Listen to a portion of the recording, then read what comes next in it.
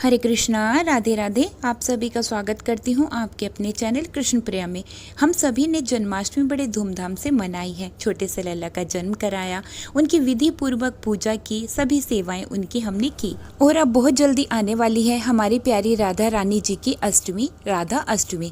तो राधा अष्टमी कैसे मनाएं, राधा अष्टमी कब है? अगर घर पर राधा रानी जी का कोई भी स्वरूप नहीं है, कोई मूर्ति नहीं है, कोई विग्रह नहीं है, तो घर पर राधा अष्टमी की पूजा कैसे करें बिल्कुल सरल तरीके से, सारी जानकारी वीडियो में लेकर के आई हूँ। अगर वीडियो अच्छी लगे तो लाइक शेयर जरूर से कीजिएगा। अगर आप हमारे चैनल पर पहली बार आए हैं तो प्लीज चैनल को सब्सक्राइब भी जरूर से कर लीजिएगा। देखिए, जिन लोगों के यहाँ पर अभी राधा रानी जी की सेवा नहीं है और घर पर लाला विराजमान है, लड्डू गोपाल जी विराजमान है, तो आप इस दिन लड्डू गोपाल जी को राधा रानी जी के रूप में श्रृंगार धारण करवा सकते हैं और उनकी विधिवत आप पूजा अर्चना कर सकते हैं। देखिए, अभी हमारे यहाँ पर भी राधा रानी जी की सेवा नहीं है, छोटे से लड्डू गोपाल जी की सेवा है। तो यहाँ पर अपने प्यारे लड्डू गोपाल जी को स्नान करवाऊंगी, क्योंकि आज जो है मैं इनका श्रृंगार राधा रानी जी के रूप में करने वाली हूँ।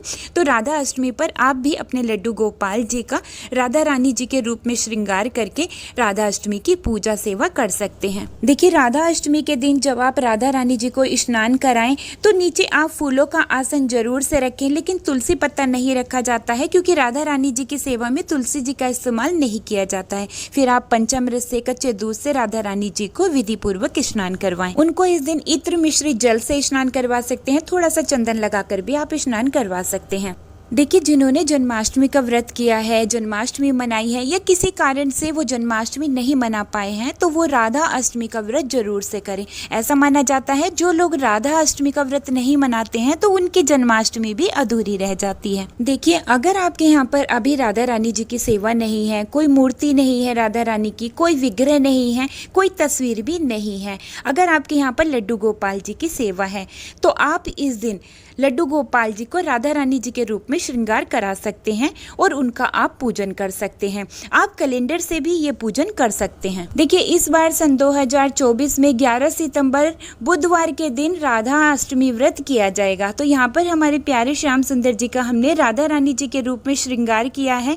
आपको हमारे प्यारे श्याम सुंदर जी श्यामा जी के रूप में तैयार होकर कैसे लग रहे हैं जरूर से बताइएगा। इसी तरह से आप अपने प्यारे लड्डू गोपाल जी को राधा रानी जी के स्वरूप में तैयार करके राधा अष्टमी की पूजन कर सकते हैं। देखिए, राधा अष्टमी के दिन आप अपनी राधा रानी जी को इत्र सेवा, दर्पण सेवा जरूर से कराएं। उनके लिए सुंदर सुंदर सा श्रृंगार और उनके लिए नए वस्त्र जरूर से लेकर के आएं। अब देखिए, बिना राधा रानी जी के राधा अष्टमी पूजन कैसे करना है। तो सबसे पहले आपको अपने घर की साफ सफाई बहुत ही अच्छे से कर लेनी है और आपको फिर स्नान करना है। जहाँ पर आपको पूजन करना है ना, उस जगह को बहुत अच्छे से साफ करना है और डेकोरेट भी करना है। इस दिन आप अपने घर में रंगोली बना सकते हैं, देली पूजन कर सकते हैं। तो देखिए, अलग से अगर आप चौकी लगाकर पूजन कर रहे हैं तो चौकी के ऊपर पीला या फिर लाल रंग का वस्त्र बिछाना है। ये पूजन आप अपने घर के मंदिर में भी कर सकते हैं। फिर आपको एक फोटो ऐसी लेनी है जिसमें राधा रानी जी और हमारे कान्हा जी दोनों एक साथ हैं। तस्वीर को थोड़ा सा पंचामृत या फिर शुद्ध जल का छींटा लगा करके पोंछ लेना है। फिर इस तरह से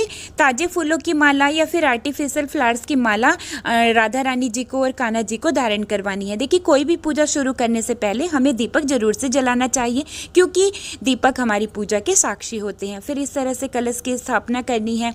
कलश में आप थोड़ा सा जो है हल्दी डाल सकते हैं, अगर एक हल्दी की गांठ है तो सुपारी डाल सकते हैं, थोड़े चावल, एक सिक्का डाल करके इस तरह से दीप कलश को आपको स्थापित करना है। और जो कलश है ना, कलश के ऊपर स्वास्तिक का चिन्ह बनाना है। तो यहाँ पर मैं स्वास्तिक रोली से बना रही हूँ, आप हल्दी से बना सकते हैं, आप चंदन से भी बना सकते हैं। फिर इस तरह से थोड़े से स्वास्तिक के ऊपर चावल लगाने हैं और एक पुष्प अर्पित करते हुए कलश को प्रणाम करना है, क्योंकि देखिए, कलश में सभी देवी देवताओं का वास होता है।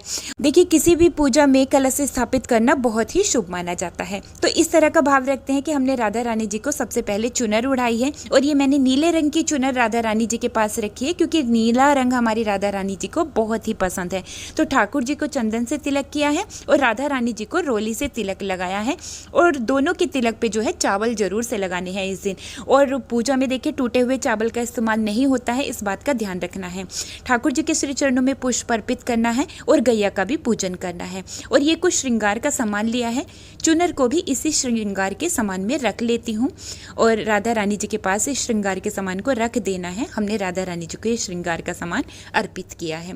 ये आप अपनी इच्छा के अनुसार कर सकते हैं, कम या ज़्यादा ले सकते हैं। फिर राधा रानी जी और कान्हा जी दोनों का एक साथ पूजन करना है, एक साथ आरती उतारनी है। देखिए राधा अष्टमी पे कान्हा जी और राधा रानी जी दोनों का एक साथ पूजन किया जाता है। तो जो भी आरती आपको आती है आप वही आरती गाएं, और अगर आरती नहीं आती है तो आप जोर जोर से राधे राधे बोल करके आरती उतार सकते हैं। अब देखिए ठाकुर जी को जो हम भोग लगाते हैं ना, तो उसमें तुलसी पत्ता जरूर से होना चाहिए, तभी हमारे ठाकुर जी भोग को ग्रहण करते हैं। और राधा रानी जी को जो हम भोग लगाते हैं ना, उसमें तुलसी पत्ता नहीं रखा जाता है, इस बात का ध्यान रखना है। इस दिन आप लड्डू का भोग लगा सकते हैं, माखन मिश्री का भोग लगा सकते हैं, सूखे मेवे का भोग लगा सकते हैं, पकवान का भोग लगा सकते हैं, जो घर में आपने शुद्ध सात्विक तरीके से भोजन तैयार किया है उसका भोग लगा सकते हैं। और इस दिन आप अरबी की सब्जी जरूर से बनाएं, क्योंकि अरबी की सब्जी हमारी राधा रानी जी को बहुत ही पसंद है। आप अरबी की कोई मिठाई भी बना सकते हैं। फिर देखिए पूजा में जो है कुछ दक्षिणा जरूर से रखनी है, बाद में आप इसको किसी जरूरतमंद को दे सकते हैं, मंदिर में भी दे सकते हैं। फिर ठाकुर जी से, राधा रानी जी से हाथ जोड़ करके पूजा में रही हुई कमी के लिए क्षमा याचना करनी है, उनसे माफी मांगनी है। और फिर ठाकुर जी के श्री चरणों में, राधा रानी जी के श्री चरणों में मस्तक रख करके प्रणाम करना है और राधा रानी और ठाकुर जी का आशीर्वाद लेना है।